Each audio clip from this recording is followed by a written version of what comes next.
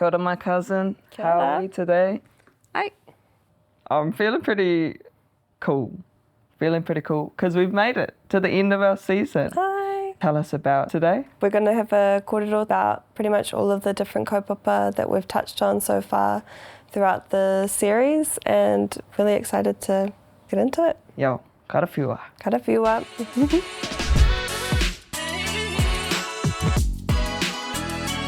No mai haere mai ki Kaputu of the Cousins, episode 11, The Last Kapa. There's this phrase that's been going around. It's the phrase whakapapa is enough. So if someone were to ask you, is whakapapa enough? No, No. we had to be more than that. Yeah, we had to live it, and we can't use that as an excuse where we're going to. Oh my gosh. Oh my God. Oh my gosh. That kōrero was just, it was amazing. Being able to touch on that question that we talked on in the episode, is whakapapa enough? And for Tāmeti just to say, no. Just straight up, no. No, not even like a hesitation.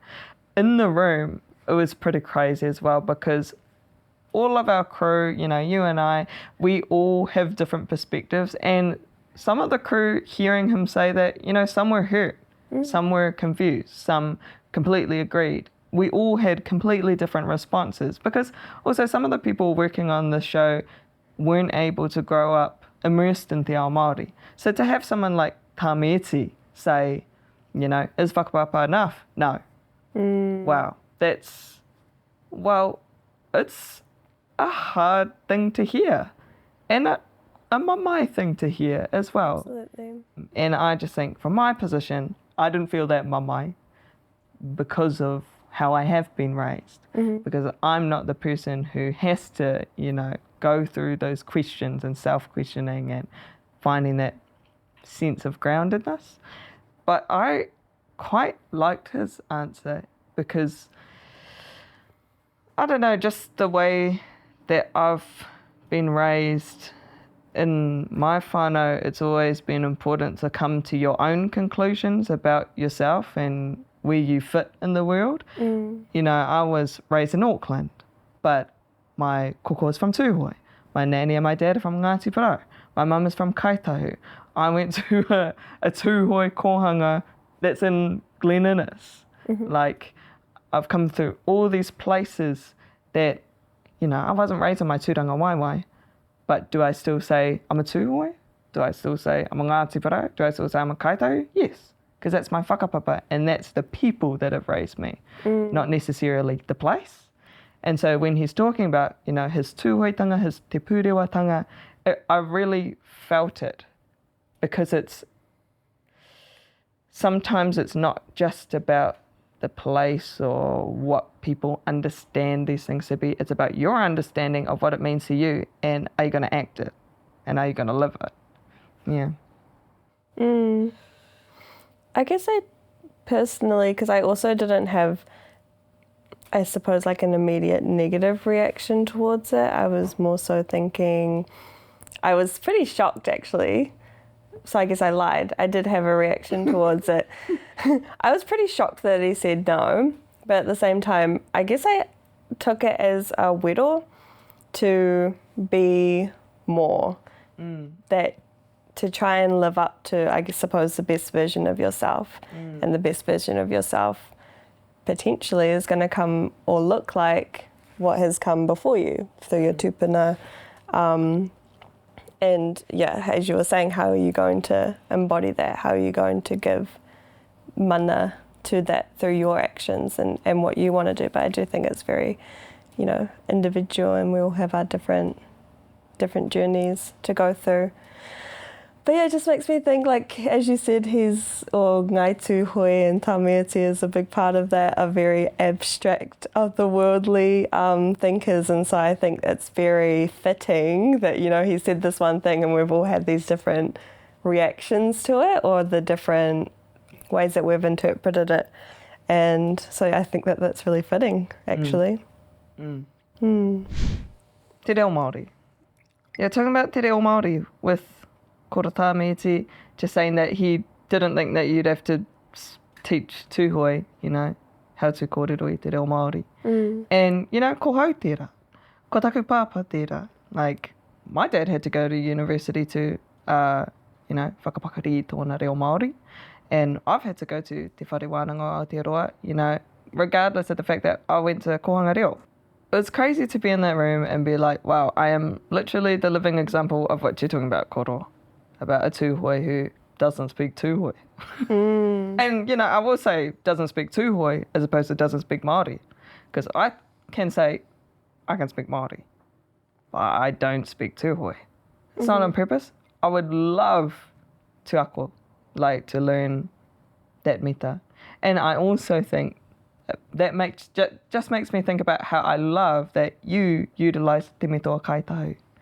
And you know, you come over and visit and you got the and it's like, whoa, oh, it's a good reminder because that's part of me as well. And when you use it, I always remember I'm not just tūhoi, not just Ngāti Porou, I'm kaitahu as well. And, yeah, you're like a living reminder of that for me. Oh, kia ora. Yeah, because when we originally pitched the podcast, we really wanted it to have way more reo and us utilising te reo, but when we actually would get into the interviews or into the kōrero, just nā te hohonu o ngā kaupapa and the, or how do you say that in English, like the complexities of what we're talking about, and then the level of, I'll say my reo, like I feel comfortable talking at home. I feel comfortable talking with my whānau. If I go out to my whanaunga in Tūhoi or Ngāti Porou, I feel safe, I feel sweet.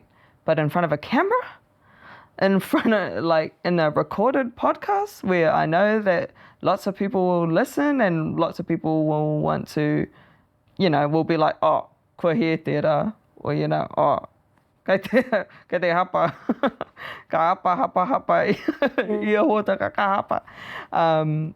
It's just like, my reo is not at the level to express a more complex argument. In any other type of mahi, right? If I'm doing a presentation or if I'm talking to a particular kaupapa, I'm going to practice what I say and I'm going to research it and I'm going to prepare it. But this is a very different format, I suppose. But I do think, like, in terms of that whakaaro, not to maybe try not to be hard on ourselves as well, because yes, it is a hard thing, but it's also like in English that it's hard. Yeah. And not like, it sucks to say, but koira tōku reo matua. And so you were right that it is kind of easier to be able to go to that, but it's maybe just because it's easier doesn't mean that it's tika, and doesn't mean that it is gonna yeah tika and doesn't mean that it was necessarily what we wanted. I say stupid shit in English. Yeah. But yeah, I think it's just the idea of wanting to give mana to the whakaaro, and especially when it is i te reo Māori, is like, if I'm going to be speaking Māori, me tika au i taku reo, me tika au i taku whakaaro, i mua i te kōrero. And I don't know why that is, but it makes me excited for, like, if we're lucky enough to make another season or to do this mahi again, where will our reo be then? Where will our whakaaro be then? I mean, you know, next week we might be like, oh, I completely disagree with everything that I've said on the show, whether it's in English or Māori or not. I will just say before we move on from that whakaaro, like, this podcast is only like a snippet in time, and it's actually quite a nice insight into where we are right now in this current moment. But I can't wait for the fact that, you know, outside of this, we're going to keep speaking to each other and we're going to keep practicing te reo Māori and getting better and developing ourselves. So I'm really, really excited to know where we are, you know, in a week from now, in a year from now, in 10 years from now. How will we think? How will we sound? Will we just speak i te reo Māori? Tērā taku manako. I love that you said it's a moment in time, because I'm sure that our whakaaro will evolve. That might also come from like engagement with the audience, or like opening this door, which is like, hey, we have an interest in these things. What do you guys know? And then just having it as a learning and a building opportunity to grow. Yeah. I hara tēnei i te whakamutunga o te kōrero. No, it's just... He tīmatanga noi ho. Kia ora. Aye. Intertribal shit talking. That is one of our episodes which we talked a little bit to Koro Tāmeti about, but not heaps. But it is one that I really want to talk about because it was absolutely hectic. I want to know what you thought about it.